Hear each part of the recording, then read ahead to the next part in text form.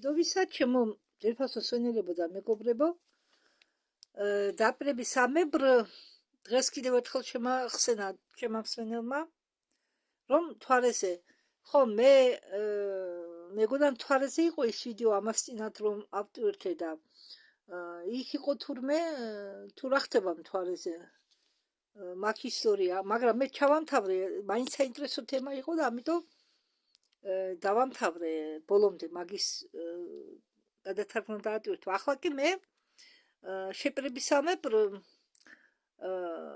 მე არიცი მე ვთქვი რომ იქ დავწერე კომენტარში მისონელის კომენტარის საპასუხოდ რომ მე მაქვს ვალერია კაცოვას ვიდეო მთვარეზე ნანახე ისა ინტერნეტში ნანახე და დაფიქსირებული, მაგრამ მთვარეზე ბევრი ინფორმაცია დევს.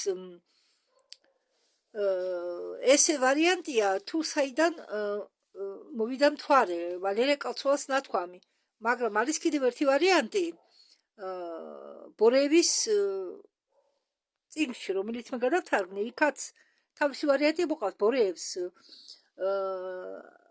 ხო ახლა მე ცოტა წინ მივბივარ, ჯერ არ დამიწყე ვიდეო ჩაწერა, მაგრამ მინდა გითხრათ რომ აქ ვალერია კოცოვა ამბობს რომ კოვჩეგი ეს მთვარე არის ატლანტების კიდობანი და თუ ატლანტებს ჰქონდათ დიდი თავები, ეს მე არ მახსოვს, ჰქონდათ თუ არა მათ დიდი თავები, მაგრამ ატლანტები იყვნენ გიგანტები.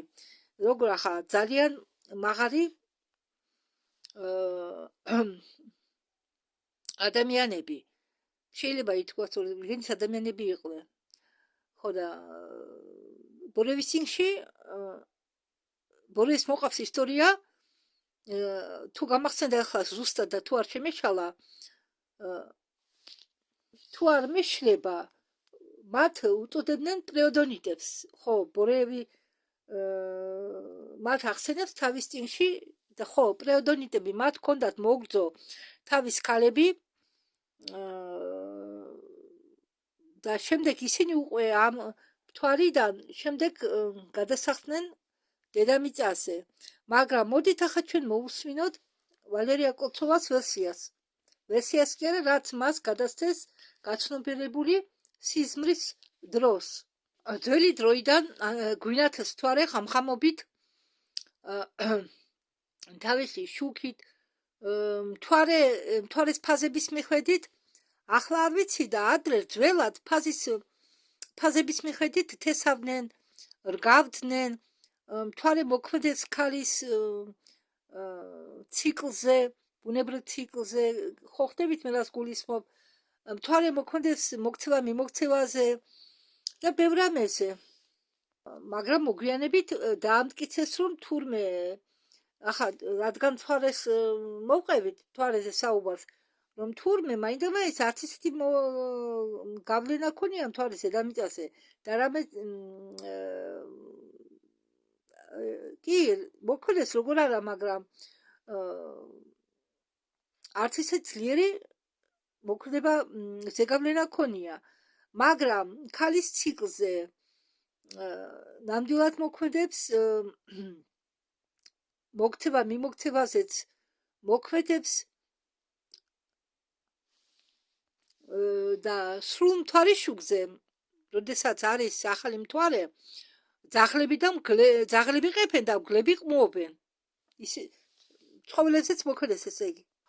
ცნობილია რომ მთვარე ნელ-ნელა შორდება მიწას, მაგრამ ამის მიზეზი არავინ იცის. და ვალერია კაცოვა ამბობს რომ მე სიზმრავ სიზმარი და დამესიზმრა მთვარე. სიზმარში არ ვიცოდი ეს მთვარე საიდან გაჩნდა. ხო და მე ვიცოდიო რომ მთვარის გამოჩენა იყო დაკავშირებული ატლანტებთან. მესიზმრება ბნელი ცა, ვარსკვლავები, მთვარე ამბობს ვალერია. უცე მთვარე გახდა თეთრი როგორც ყინული. მე ხმამ მითხრა რომ ეს მდგომარეობა მთვარის იყო ისეთ მდგომარეობა როგორც მდგომარეობაშიც ის იყო ადრე უძველეს დროში. ესე იგი ეს გათეთრებული ყინულოვანი ფერის მთვარე იმიტომ მოიჩვენა ვალერიას რომ უცებ ანახეს მას ყველაზე უძველესი დრო. იმ დროს მთვარე ღამით არ ანათებდა, არამედ მიფრენავდა შორს სამყაროში. ეს ისე დიდი ხნის უკან იყო, ძალიან დიდი ხნის უკან, წასულ დროში, უძველეს დროში და ბელმა დაივიწყა ჩვენ პლანეტაზე იმ დროს ატლანტიდაც კი არ არსებობდა. ხო, ატლანტიდა არ იყო თქვენ პლანეტაზე, მიწაზე, მაგრამ ატლანტიდა არსებობდა სხვა პლანეტაზე. ისევ მითხრა შიდა ხმამ და ჩემ წინაშე კინო ფირივით გადაიშალა იმ პლანეტის სურათი. ეს პლანეტა იყო განლაგებული არც ისა ორმაგი პლანეტის სირიუსის სიახლოვეს და ის იქ ამ პლანეტის ზევით წყინავდა კაშკაშად და ამ მთვარის ნათებას ირეკლამდნენ უდიდესი ოკეანის ტალღები. მუქი ლურჯი თითქმის მოშავო ტალღები ლიბრივებდნენ და ეხეთქებოდნენ გრტოვან და ციცაბო ნაპირებზე. კუნძულების ნაპირებზე ეს კუნძულები ბევრი არ იყო განლაგებული, მცირე რაოდენობით იყო. ცივმა ქარებმა გალესეს ველური კლდეები და ამ კლდეებზე იყო განლაგებული ისამისფერი ტყეები. ეს ტყეები ჩრდილს არ იძლეოდნენ თითქმის. ეს კლდეები იყო კენწეროები ყველაზე მაღალი მთებისა. ეს მთები კი თითქმის კენწეროვდა ჩადიოდნენ წყალში. ანუ ეს მთების ქვევიდან ამოდიოდა ფსკერიდან, წყლის ფსკერიდან და წყალზე ტივტივებდა მხოლოდ კენწეროვი კუნძულების სახით.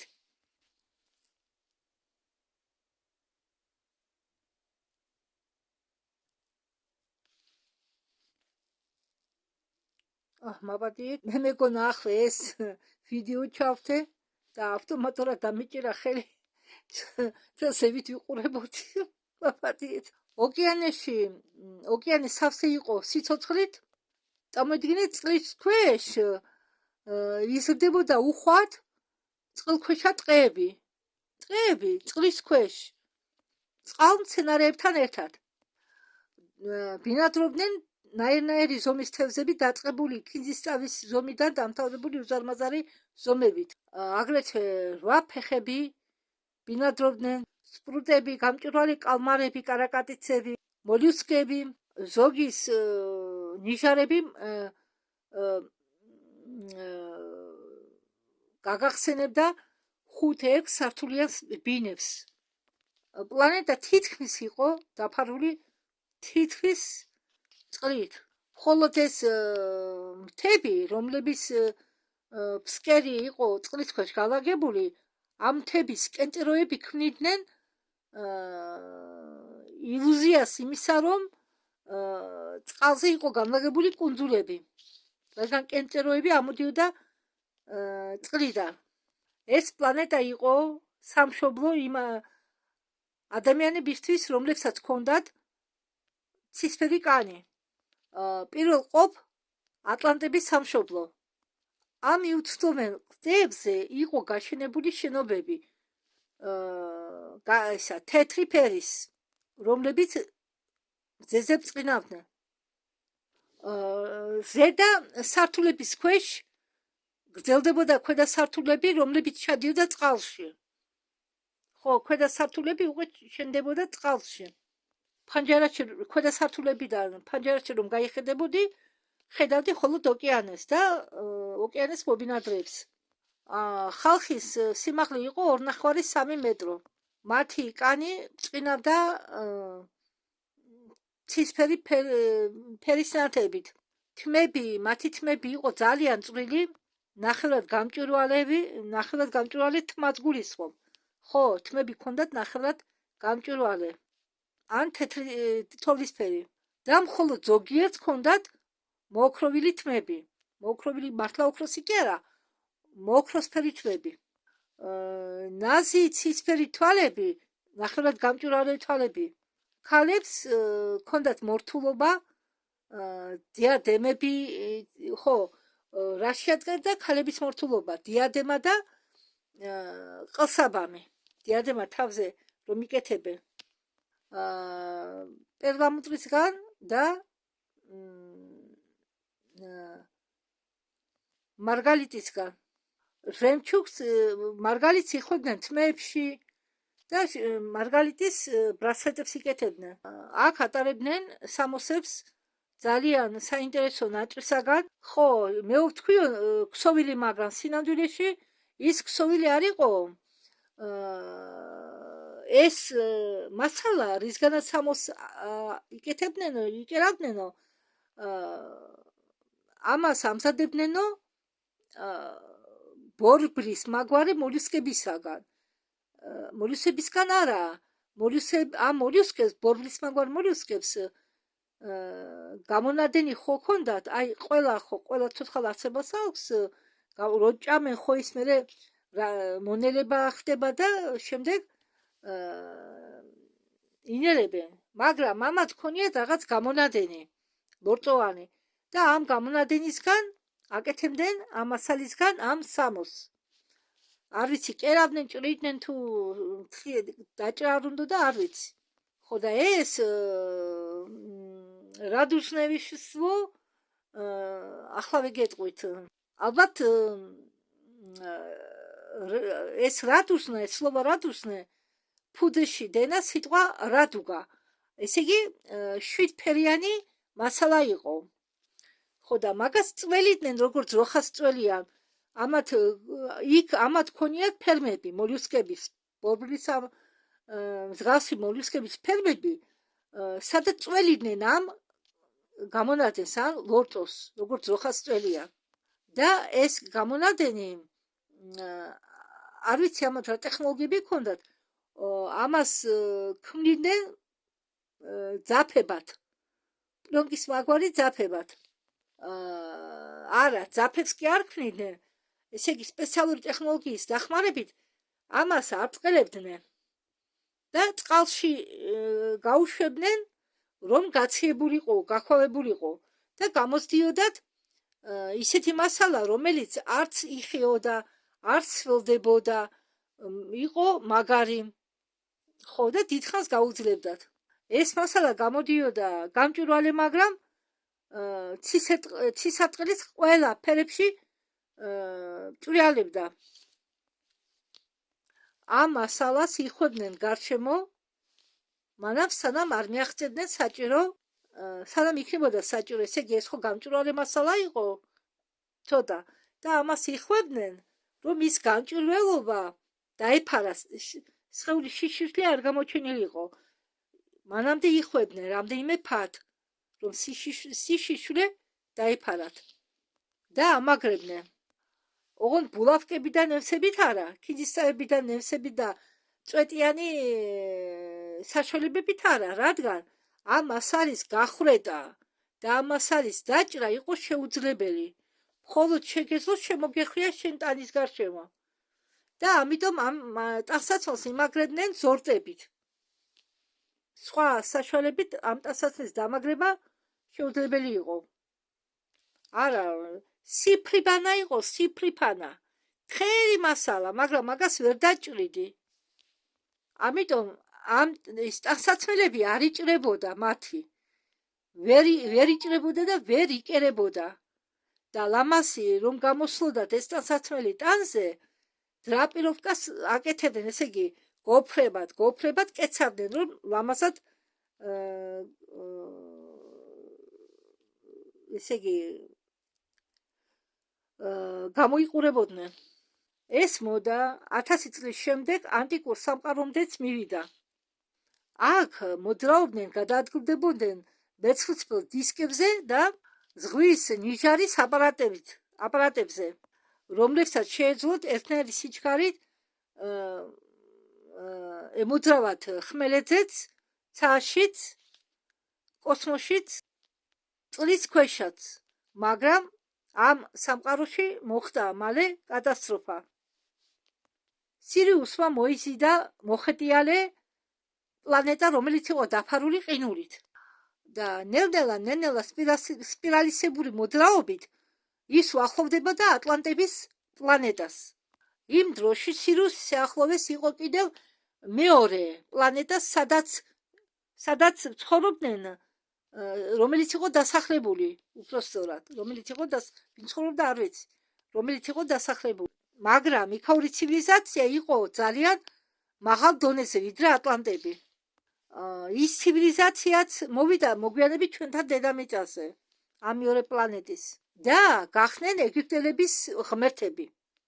ამ ატლანტების წინაპრები კი არა, კიდევ მეორე პლანეტა რომა ის ცივილიზაცია, რომ მოვიდა ჩვენთან მოგვიანებით დედამიწაზე, გახდნენ ეგვიპტელების ღმერთები.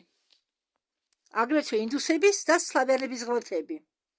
ესე იგი, იგენი გახნენო ეგვიპტელების, სლავიანების და ინდუსების ღმერთები. ისინი იყვნენ ჰიპერბორეის დამფუძნებლები.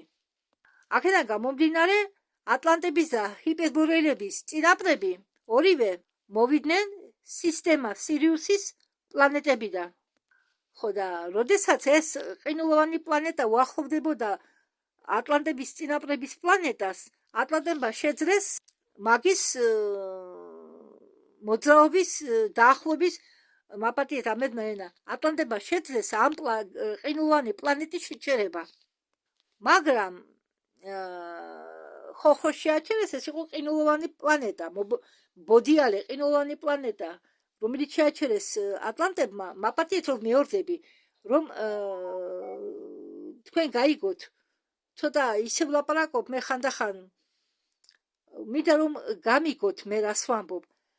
სირიუსის მზისგან ეს ყინულოვანი პლანეტა, რომელიც შეაჩერეს ატლანტების წინაპრებმა, მან დაიყო დალბობა და გადაიქცა პლანეტა ოკეანეთ. ხო, კიდევ ვიმეორებ, ეს არც ატლანტების წინაპრების პლანეტაზე აქ საუბარი, არც მეორე პლანეტაზე. ეს არის მოხეტიალე, აქ საუბარია მოხეტიალე პლანეტაზე, რომელიც შეაჩერა ატლანტებმა. ადამიანებმა შეძლეს ამ პლანეტის შეჩერება ბოლო მომენტში, უზარმაზარი მაგნიტის შექმნით. და ამ მაგნიტური ველის მეშვეობით მათ უკუაგდეს ეს პლანეტა მოშორებით. შორს თავისი პლანეტისგან. მაგრამ ამ მომენტში, როდესაც ამათმა ხო შეძლეს უკუაგდება პლანეტის, მაგრამ იქ ხო უკვე წყალი იდგა და ამ ოკეანის წყლებმა ესე იგი დაიწყო დავარდნა ატლანტების წინაპრების პლანეტაზე. უცებ რომ გაწიო ფინჯანი სავსე წყლით, ის ხომ ავარდება, ხო, ასე ვარდებოდა წყლის ნაკადები მისი ბუშტულების სახით და ეცემოდა ატლანტების წინაპრების პლანეტას. დაეცა უпростоრად. წვიმის სახით, ძლიერი წვიმის სახით დაეცა ატლანტების წინაპრების პლანეტაზე და ატლანტების წინაპრების პლანეტა იტყურებოდა. ეს კენტეროებიც ხომ იყო, კენტეროები იყო დარჩენილი, რომელსაც ცხოვრობდნენ ესენი. ეს კენტეროებიც წყალში ჩადიოდა. ხალხი იმალებოდა თავისი შენობების ქვედა სართულებში, მაგრამ უკვე დარჩენილი კენტეროს თავებით ჩაყლაბა ოკეანე და ხალხი დარჩა თავის თავშესაფარებში მიწის ქვეშ, უბრალოდ წკერზე, წყლის ქვეშ, სადაც ჰქონდათ ოთახები გაშენებული. წვიმები შეწყდა. ამ ბოდიალე პლანეტამ, რომლის შეჩერება შეძლეს, დაკარგა თავისი ატმოსფერო და წყლები, დარჩა წყლების და ატმოსფეროს გარეშე და გადაიქცა ქვიან უდაბნოდ. მაგრამ რა დაემართა იმათ, ვინც აღმოჩნდა ჩაკეტილები ამ წყლიანი უზარმაზარი წყლების ქვეშ. არადა მთელი პლანეტა იყო წყლით დაფარული. საბინიეროდ ამ ხალხს ჰქონდათ მაღალგანვითარებული ტექნიკა და თავის აპარატებზე ისინი გაემგზავრნენ ამ უდაბნოდ ქცეულ პლანეტაზე, რომელიც იყო მათი პრობლემების მომტანი. ამ პლანეტაზე ატლანტებმა ააგეს მიწისქვეშა ტუნელები, ქალაქები, ბაზები. საბედნიეროდ ამ პლანეტაზე იყო ძალიან ბევრი გამოქვაბულები. ამ გამოქვაბულებში ტუმბავდნენ ხაერს, ასხამდნენ წყალს, ქმნიდნენ რეზერვუარებს და მასზე შეიქმნა მიწისქვეშა მდინარეები და ტბები. იქ ამრავლებდნენ თევზებს, მოლუსკებს, წყალქვეშა მცენარეებს. ამ უზარმაზარ გამოქვაბულებს ანათებდა სინათლის წყაროები, რომლის შორის იყო ისეთი აირი, რომელიც ანათებდა. აქ აშენებდნენ სახლებს, ფასადებს და შენობები, ეს ნაგებობები მიდიოდა სიღრმეში და ებღაუჭებოდა გამოქვაბულების კედლებს. მთელი ქუჩები შენდებოდა და ნათდებოდა ხელოვნური სინათლის ქვეშ. ატლანტების წინაპრებმა თავიანთი ჰიპერბორეების წინაპრებიდან მიიღეს საჩუქრად კრისტალი, რომელიც გახდა ძრავა და გამათბობელი ამ კიდობნისა, რომელმაც ამდენი პრობლემა მიაყენა ატლანტების წინაპრების პლანეტას. ხო, აქციეს ეს უდაბნოდ ქცეული მობოდიალე პლანეტა კიდობნად. დაუყენეს ეს კრისტალი, რომელიც გახდა ამ პლანეტის ძრავა და გამათბობელი. ბევრს არ უნდოდა გაფრენა, არ უნდოდა კოსმოსში გაფრენა. ალბათ ეშინოდათ და ვისაც არ უნდოდა თავიანთი სამშობლოს დატოვება, ისინი იკეთებდნენ ოპერაციებს, რომ შეძლოდათ წყლის ქვეშ სუნთქვა, როგორც თევზები, და რომ ქონოდათ საშუალება წყლის ქვეშ შეცხოვრათ. ესენი ეს პარტია დარჩა ამ ოკეანე პლანეტაზე. იმათმა კი, ვინც ააშენა სახლი კიდობანზე, გაემგზავრნენ ახალი სამშობლოს ძიებაში. მიყავდათ ეს კიდობანი ატლანტების წინაპრების ბელადი, თუნდაც მეფე დავარქვათ, პიროვნებას სახელად ატლანტი. მას ყავდა 3 ვაჟი. მე მომეჩვენაო, თქვა ვალერიამ, რომ ეს ისტორია ჩამოგავდაო ნოეს ისტორიას. შემდეგ ნოეს ისტორიაც მასე განმეორდაო. ხო, და სვენილი მეუბნება ახლა, იქო წმინდა წერილებიო, წმინდა მაგას დაარქვეს მოგვიანებით, თორე ეს იყო ჩვეულებრივი წერილები. არ გამიბრასეთ, ეს იყო ჩვეულებრივი. მე ახლა შემიძლია ნებისმიერი აიღეთ ნებისმიერი ნაშრომი, წიგნი. მაგას ისეთ რეკლამას გაუკეთებენ, ისეთ რეკლამას, რომ ბესტსელერად აქცევენ, რომც არ უნდოდეთ.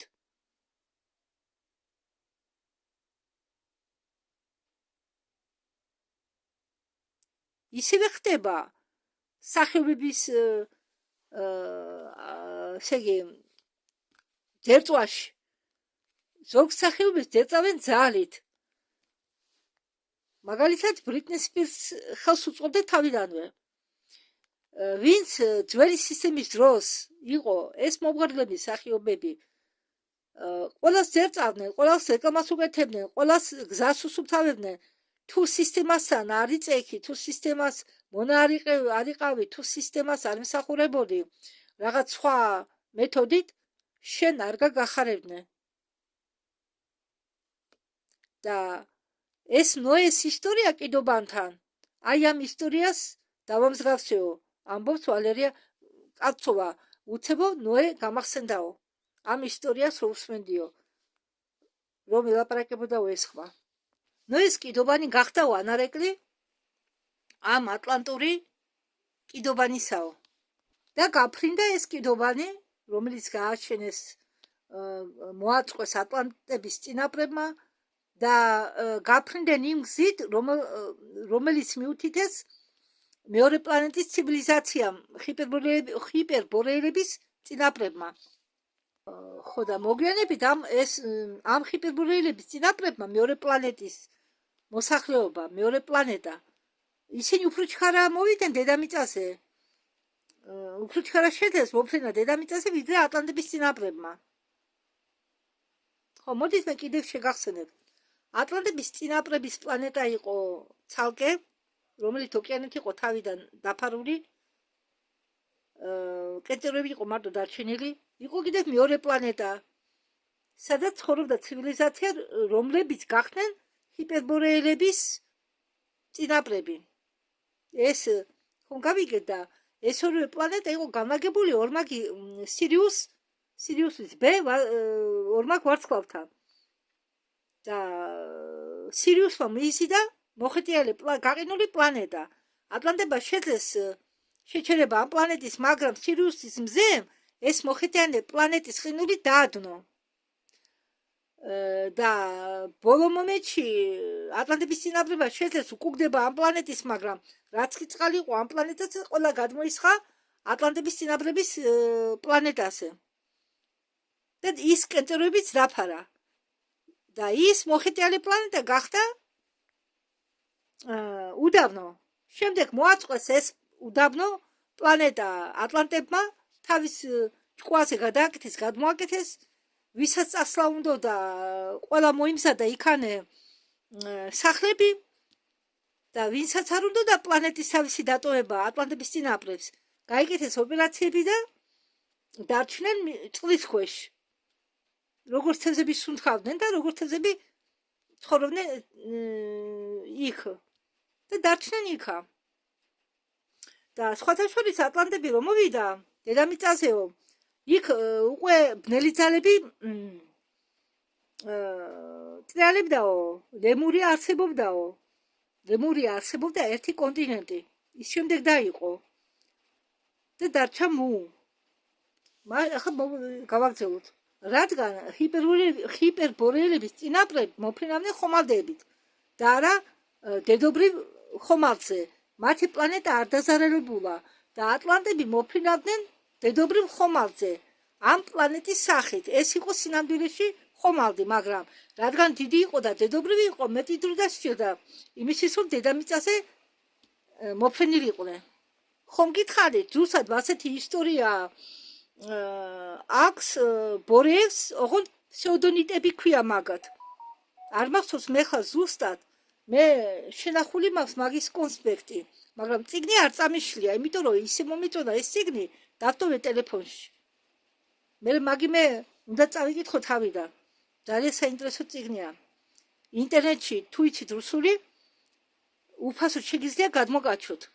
არის იქ უფასიანი წიგნებიცა და ოღონდ უნდა შეიყვანოთ უფასო გადმოგაჩვა.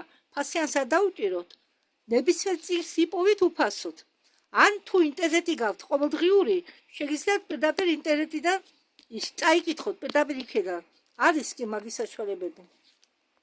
ატლანტების წინაპრების კიდობანი მიფრინავდა დიდ ხანს.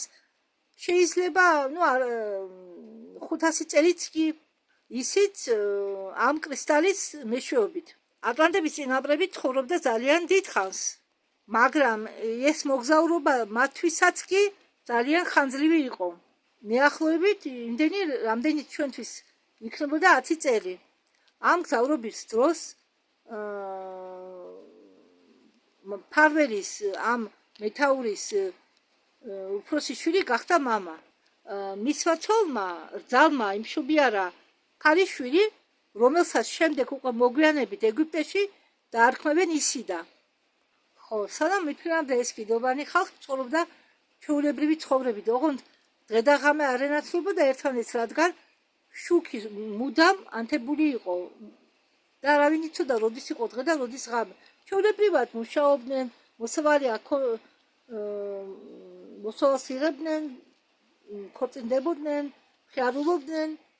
ხალხი შეეჩვია, მაგრამ აი დრო გავიდა, მეც მაჩვენეს როგორ გავიდა ეს დრო და მანახეს მე ვხედავ მანახებენ კიდობანი როგორ მიუახლოვდა დედამიწას რომლის მიახლოებამ გამოიწვია გიგანტური მოქცევა რამაც გამოიწვია კატასტროფული შედეგები სანაპიროზე ოკეანიდან ამოტიტდა უზარმაზარი ხმელეთი ხო მაგრამ სანამ ატლანტების წინაპრები შედგამდნენ ფეხს დედამიწაზე მანამდე კიდევ რაღაც დრო გავიდა და შემდეგ შექმნეს ახალი ქვეყანა ჩამოვიდნენ კიდობნიდან და შექმნეს ახალი ქვეყანა რომელსაც პლატონი მოგვიანებით დაარქმეს ატლანტიდას და პირველი მმართველი ატლანტიდისა დედამიწაზე გახდა ატლანი და ატლანმა აშენა ისეთი ველამაზი ქალაქები როგორიც იყო მის პლანეტაზე მაგრამ აქ აშენა თეთრი მარმარილოსგან დედამიწაზე ატლანს კიდე შეეძინა შვილები როდესაც დაბერდა საქმეებს ჩამოსცილდა და გაემგზავრა სინათლის ქვეყანაში ჰიპერბორეაში იმ მიწაზე ფრთები გაიშალე მისმა ორმა ვაჟმაც თავის ოჯახებთან ერთად კიდევ ცნობილია რომ ჰიპერბორეაში მთა მერუსთან მიიწვნა გაიარა უფროსმა ქალიშვილმა ისიდა და დაოჯახდა ჰიპერბორეის წარმომადგენელთან ასირისთან ატლანტის ქალიშვილი გაყვა ცოლად ჰიპერბორეელების ვაჟს დამფუძნებელს ასირის შიდა ხმა მათ უწოდებდა სირიანელებს ატლანტიდაში კი მის დედაქალაქში მართავდა ქრონი მე წინა ვიდეოში მოგიყევი მაგაზე გადაგითარგმნეთ უბრალოდ ხო და ქრონს რა უნდა წინა ვიდეოში უკვე მომყევი მე ამიტომ არ გავიმეორებ აქა დრო რო არ გავჭიმო ხოლოს იმას გეტყვით რაც იმ ვიდეოში არ მაქვს ნათქვამი თურმე ქრონი იმ დონემდე მივიდა რომ თვარედ ეს კიდობანი რომელსაც დღეს ჩვენ თვარეს ვუწოდებთ უფრო ახლოს მოწია დედამიწასთან რამაც გამოიწვია წყალდიდობები მოქცევები ქრონოს უნდა მუდმივად დარჩენილიყო მეფე ეცხოვრა მუდმივად ატლანტები ისედაც დიდხანს ცხოვრობდნენ მაგრამ მას უფრო მეტი მოუნდა როგორც წინა ვიდეოში გითხარით ქრონოსი თავის დაბადებულ ვაჟებს ბუქავდა თვარის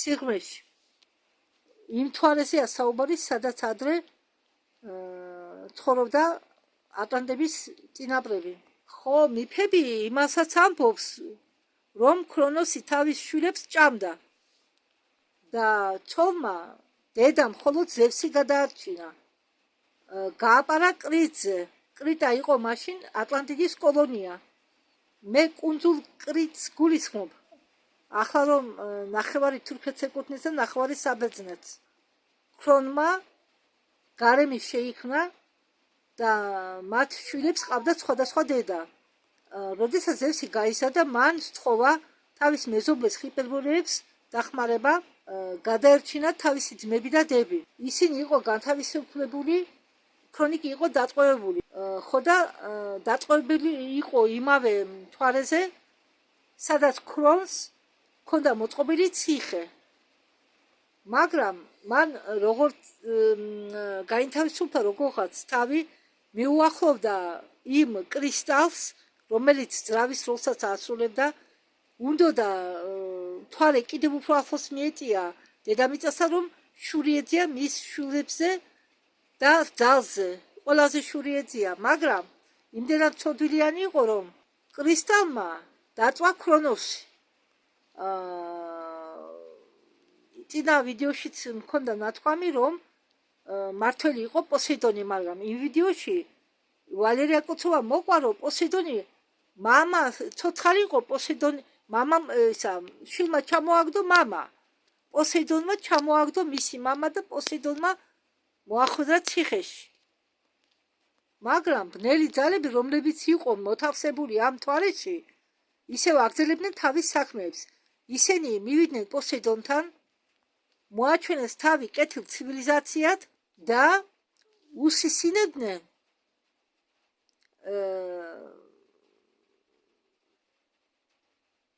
წასულიყო ჰიპერბორეის საწინააღმდეგოდ და არწმუნებდნენ პოსეიდონს, რომ რაც კი სიბოროტეა, მთელი ეს სიბოროტე მოსდის ამ ჰიპერბორელებისაგან. ასეა თუ ისეა, ეს ორი ქვეყანა შეაჯახეს ერთმანეთს ამ ბოროტმა ძალებმა. დაიწყო ომი. ამ ომმა მიიყვანა მაშინდელი უდიდესი ცივილიზაციები, ორი უდიდესი ცივილიზაცია კატასტროფამდე. იმ დროს შეცვალა დედამიწამ თავისი ღერძი, უпроსტად შეცვალა კი არა, დაიწია ღერძი, გადაადგილდა იმ დროს. მოხდა კატაკლიზმები, შეიცვალა პოლუსები, როგორც გითხარით, ღერძი შეიცვალა, ესე იგი პოლუსებით შეიცვალა. ხო, პოლუსებთან ერთად გადაადგილდა პოლუსები, დაიწყო კატაკლიზმები, იყო უზარმაზარი წარღვნა, დაიღუპა ატლანტი და დაიღუპა ჰიპერბორეის ნაწილი და დაიშალა ლემურია იმ დროს. დარჩა მუ არ დაღუპულა, ლემურია დაიღუპა, ამ ლემურიის ნაწილი და დარჩა მუ. ეს ლემურია იყო განლაგებული დღევანდელ წყნარი ოკეანის ადგილას. ომამდე ზევსი თავის ოჯახთან ერთად დაიმალა კრიტზე, პოსეიდონი კი დარჩა ზღვაში, ოკეანის ქვეშა ქალაქებში, ხო, ქალაქები ქონია მოწყობილი და იქ დარჩა საცხოვრებლად. იყო ნათქვამი, რომ ამ იმდროინდელი ღვთლების უმრავლესობა დაბრუნდა მთვარეზე. ატლანტების ნაწილი გადარჩა მარსზე, ძველ მიგდებულ დასახლებებში. მთვარეზე კი რჩებოდა კრისტალი. ეს კრისტალი ახალ მდებარეობს იქ. იქ მისული ადამიანებს შეეძლო ცუდი საქმეებისთვის გამოიყენებიდან ეს კრისტალი და უვიცობით ბევრი საქმეები თავდაყირა დაეყენა. ამიტომ მთვარეზე გამოჩნდნენ ნათელი მაცნები, ამ კრისტალის ცოლები. ესენი არიან მასწავლებლები, რომლებიც მოვიდნენ სირიუსიდან, ორიონიდან და აქ აგრეთვე თავისი ბაზები შექმნენ ცივილიზაციებმა აქტურიდან. ისინი დღემდე იცავენ კრისტალს. მე-19 საუკუნის ბოლოდან მთვარეზე აგრეთვე მოკალათდნენ რუხები. ოღონდ ახლა თუ არიან არ ვიცი. ანუ ზეტა, რომლებიც მოხდნენ ნიბირუს ცივილიზაციის ზეგავლენის ქვეშ და რომლებსაც უნდათ ჩვენ ცივილიზაციაზე ზიანი მიეყენებინათ. დღევანდელ დღეს მთვარე არის მრავალი ცივილიზაციის ბაზები, მრავლობითი. იქ ფეხს ვერ შედგამ თურმე. იმდენი ცივილიზაცია იქ მოკალათებული. ბნელიც, ნათელიც, ყველა ცივილიზაციას აქვს იქ ბაზა და მაგათ აქვს თავისი საზღვრები იქა. კარგი, მე ამით დავამთავრებ და მე მინდა თქვენ გითხრათ, რომ დედამიწას სამი მთვარე ქონდა. მესამეს ეტყობა ეს მთვარე იყო, მაგრამ ეხლა მე ამ ჩართვაში ვერ მოვასწრებ, რადგან კვირას მითავდება ინტერნეტი. და ის ორი მთვარე, რომლებიც დაიღუპა, როდის გაჩნდა დედამიწაზე, არ ვიცი მე, მაგრამ მე მოვიცემნიებ ინფორმაციას. ხომ იცით, თვითონ თუ YouTube-მა არ გაჩვენა, ძალიან რთულია რამის ძებნა. ხო და მერე კიდევ გამოჩნდება ახალი ინფორმაციები და იმ ერთი ვიდეო მე ატვირთული მაქვს. ვიქტორ მაქსიმენკოვის ვიდეო თუ როგორ დაიღუპა მთვარე ლელია. მაგრამ როგორ დაიღუპა მთვარე ფაიტონი ესმინდა მე კიდევ ატვირთო და ისიც ვერ ნახე მე ვეძებ ვიდეოს თუ როდის გაჩნდა ეს მთვარეები. სლავიანების დროს იყო ეს მთვარეები. ეტყობა ეს მთვარეები გაჩნდა ჰიპერბორეის ნაწილობრივი დაყოფის შემდეგ. არ ვიცი, ვერ გეტყვით. ამ მთვარეზე დაპირებული სამეფო მე მოგაწოდე თქვენ ინფორმაცია და თუ რამე ახალი ინფორმაცია ნახე, აუცილებლად მოგაწოდებთ. მე არაფერი არ მავიწყდება. შემოსვენელებო. ვცდილობ ყველაფერზე მოგაწოდოთ ინფორმაცია, რადგან ეს ყველაფერი მნიშვნელოვანია. ახლა სცენარეზეც რო დავიწყე მე დადება. რატომ დება ამ ინფორმაცია სცენარებზე? იმიტომ რომ ვინც დღეს სოფლში ცხოვრობს, მოიძებნიოთ ეს სცენარეები და დაიწყოთ ახლაიდან გამრავლება. იმიტომ რომ კრიზისის დროს და კრიზისი ახლა სადამ დაიწყება ყველაფერი, რაღაც პატარა ქაოსი მაინც იქნება, კრიზისი მაინც დადგება, რა თქმა უნდა ამას ხმა და როდესაც დაუშვათ კი ჩვენ კარზე უნდა ვიფიქროთ, მაგრამ როდესაც შენ გაქვს საკვები ხელუხლებელი და იცი რომ ამ საკვებს არავინ წაგართმევს, რომ რამე ცუდი არაფერი მოხდეს, საერთოდ ვამბობ, შენ თუ გინდა ცუდი არ ვიფიქროთ, უბრალოდ შენ თუ გინდა იყო დამოუკიდებელი ბაზრისაგან, დამოუკიდებელი ასე ვთქვათ თავრობის ბიზნესმენებისაგან ახლა დღესდღეობით ჩვენ ხო საქართველოში ფაქტიურად არაფერი მზადდება, ხო? შეიძლება რაღაც მზადდება, მაგრამ აი არ უნდა თქვა, ახლა მე კიდე ვინ მეკაჩება ენაზე. უბრალოდ მე მინდა რომ ჩვენ ვისაც სოფელი აქვს, მე არ მაქვს სოფელი, მაგრამ თქვენ ვისაც სოფელი გაქვთ, ისაც შეგიძლიათ მუშაობა, აი ამ ბუნების საკროვიშე, საგანძური, ეს ბუნების საგანძური, რომ ამ ბუნების საგანძურს ფეხი მოვაკიდინოთ. იმიტომ რომ ამ სცენარებს არც დათესვა უნდა, არც დათოხნა უნდა, არც მოვლა უნდა, ზოგს მხოლოდ მორწყა. მთელი წელი უფრო სწორად გექნებათ საკვები. და ამ სცენარებს ბევრი გადაურჩენია ომიანობის დროს, კრიზისების დროს, ადრეც ყოფილა კრიზისები, მაგრამ მერე როდესაც აი ახლა გეტყვით თქვენ მე რაღაცა მაგალითს. როდესაც ნაციონალისტური მოძრაობა მოვიდა მთავრობაში, მოვიდა სააკაშვილი, გადაკეტეს სპორტები. ხალხი, მაგალითად ფოთის მაგალითს მოგიყვანთ. ხალხი ფოთელების სანამ მოვიდოდა ნაციონალური მოძრაობა, შევარდნაძის დროს აგროვებდა ხორბალს, დაცვენილ ხორბალს. კი, ხტებოდა ქურდობები, ხტებოდა ხორბლის მოპარვა, მაგრამ ძალიან ბევრი ხორბალი ცვიოდა და საწყალ ხალხს ამ ხორბლის იმედად იყვნენ, ამ ხორბალს აგროვებდნენ, შემდეგ ყიდნენ და ასე გაჰქონდათ თავისი ოჯახები. და როდესაც მთავრობა შეიცვალა, შევარდნაძე გადააყენეს, ეს დააყენეს იქ ჰობები, პასპორტები შეიტანეს, მოწმობები და მე შემთხვევით გავიგე, რომ თურმე ამ ხორბალს ყრიან ზღვაში, რაც კი დაცვინდება, ხორბალს ხვეტავენ, წმიდავენ და ყრიან ზღვაში. ხო და იმის მერე ხალხო მითხარით ერთი. არც შენ ჭამო, არც მე ჭამო, არც შენ ჭამო. ეს იმიტომ კეთდება ასეთი რაღაცები, რომ ფული, რომ ძალით აყიდვინონ ადამიანს. მე ხა ამას რომ ვამბობ, არ უნდა თქვა კანონით.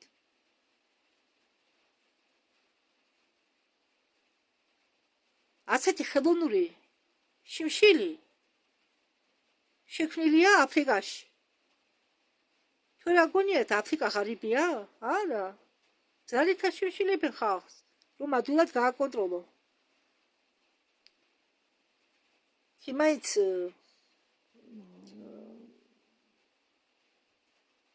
ხო, მე რას გულისხმობ, როგორ შეიძლება პროდუქტის გადაყრა, როდესაც ის ამ პროდუქტის მიცემა შეიძლება ხალხზე უფულოდ.